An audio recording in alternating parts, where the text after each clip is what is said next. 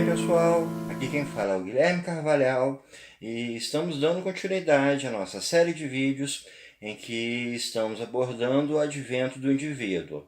Então já vai deixando sua curtida aí embaixo e se ainda não se inscreveu no canal, se inscreve para acompanhar o nosso conteúdo. No último vídeo eu comecei a falar sobre tolerância por uma perspectiva religiosa dentro do contexto da Reforma Protestante. Esse vídeo aqui vai ser uma continuidade sobre o assunto de tolerâncias, dessa vez abordando alguns autores. Os autores iluministas, com exceção do Rousseau, que o Rousseau eu vou falar especificamente dele no próximo vídeo, e também com John Locke, que não foi um pensador iluminista, ele veio um pouco antes do iluminismo, mas o pensamento dele interage bastante com o iluminismo. Vamos começar então falando sobre o John Locke nessa perspectiva da tolerância. O John Locke foi um empirista inglês. Ele foi muito próximo ao David Hume, ao Berkeley, ao Francis Bacon. E ele também tem um trabalho muito importante sobre a questão do Estado. Assim como Thomas Hobbes, ele também foi um contratualista, também foi um justnaturalista. Então, ele pensa que o Estado surge a partir de um contrato firmado entre as pessoas, e como justnaturalista ele pensa que existe um direito natural. Esse direito natural que ele pensa é o direito à propriedade. Então, o John Locke pensa que o Estado surge para proteger a propriedade, através de um contrato firmado pelas pessoas. A gente tem que entender que o John Locke viveu numa época em que começava a surgir o pensamento econômico. Então, acabou que ao se falar de Estado, ele também pensou um pouco pelo viés da economia, o que a gente pode ver desse propósito. Porém, quando ele fala em propriedade, ele não fala apenas nos seus bens, na sua terra. Ele fala também no indivíduo e na vida.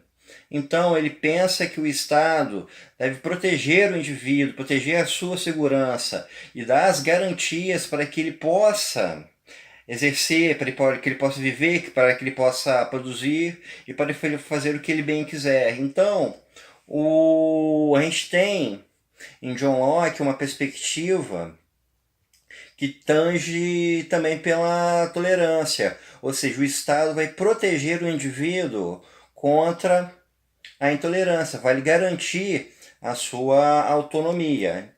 E já é uma perspectiva bem diferente da que foi apresentada por Hobbes, que também era um contratualista, né? Porque Hobbes não pensava na liberdade dos indivíduos, ele pensava que o Estado tinha que ser soberano para garantir a segurança de todos. Então a gente tem uma diferença de pensamento entre eles. Com relação aos iluministas, vamos falar sobre Voltaire e sobre o Montesquieu. O Voltaire, ele, assim como que é um dos maiores nomes do iluminismo, ele foi um grande racionalista, né? O ideal do homem iluminista era o homem racional.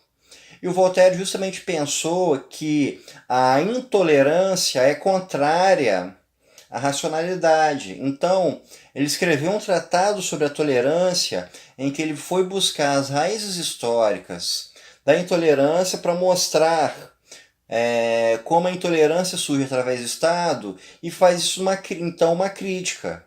Ou seja, o ser humano racional deveria viver numa sociedade onde ele vai ter o direito da sua segurança, ele vai ter o direito da sua liberdade, ele vai ter o direito de se expressar, de dizer o que ele pensa. Tanto é que uma frase clássica do Voltaire é: posso não concordar com o que você diz, mas lutarei até a morte para que você tenha o direito de dizer. Então, a gente tem um avanço em questão de pensamento muito importante com esse pensamento Voltaire, que é você pensar a existência de um homem racional vivendo dentro de uma sociedade onde a diversidade de pensamentos e de fazeres possam convergir entre si, possam conviver pacificamente, né? Voltaire foi um amplo crítico, um grande crítico da violência, da perseguição religiosa, né? principalmente a perseguição religiosa, que era a principal forma de opressão contra as liberdades de expressão da época. O outro pensador que nós vamos abordar é o Montesquieu, que também foi iluminista. O Montesquieu é o pai do princípio da divisão dos estados. Ele pensou que o Estado deveria ser dividido entre os poderes executivo, legislativo e judiciário, e é uma premissa que existe até hoje e é fundamental para os Estados modernos. E qual é a relação disso com a tolerância? Essa perspectiva que o Montesquieu colocou visa justamente limitar o poder do Estado sobre o indivíduo.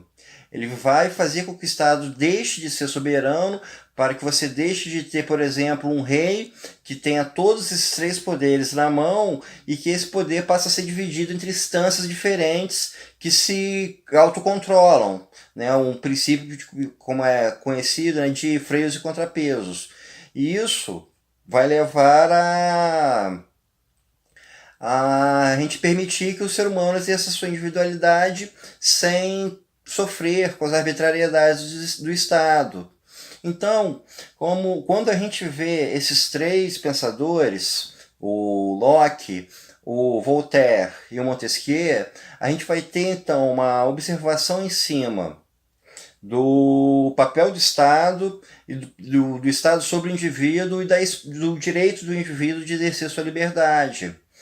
Como a gente faz, pegando em todo o histórico dessa série de vídeos, a gente vai ter primeiramente com o cristianismo o ser humano que tem o seu livre-arbítrio, depois pelo Renascimento a gente vai pensar num pensamento filosófico antropocêntrico, o homem colocado como centro da natureza, o centro do universo.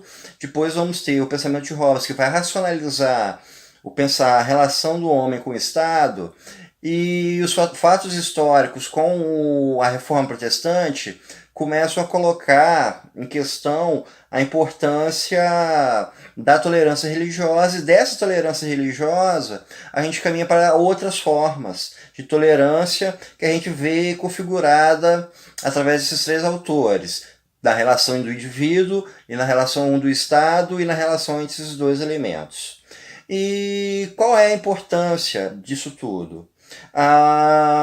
O pensamento iluminista foi fundamental para a Revolução Francesa, então para o começo da democracia, para a limitação do poder do Estado e para as garantias individuais, principalmente os chamados direitos da primeira dimensão, que é o direito de ir e vir, o direito de segurança, direito à vida, direito de liberdade de expressão, de crença religiosa e de toda forma de pensamento.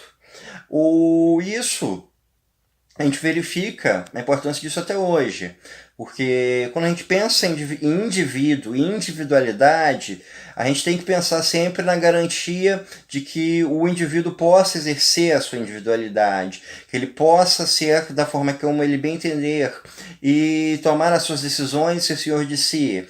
Então, ao mesmo tempo, a gente vai ter o pensamento de Hobbes, que coloca que o Estado vai ser um limitador da maldade. Então, a gente vai, por essa evolução do pensamento, colocar o ser humano como uma criatura que pensa, que toma decisões, que tem direitos variados quanto à sua liberdade, mas ao mesmo tempo vai conviver com uma sociedade na qual ele não pode extrapolar as normas impostas por ela. E quais são essas normas? Quais são os limites em que o indivíduo pode fazer o que ele bem quiser, em que ele afeta o outro? Então, esses são debates que permanecem muito fortes até os tempos atuais. A gente vê vários, como a gente teve há pouco tempo, o caso da pessoa que urinou na cabeça do outro no carnaval. Pode, não pode, extrapolou o direito, apenas exerceu a sua liberdade.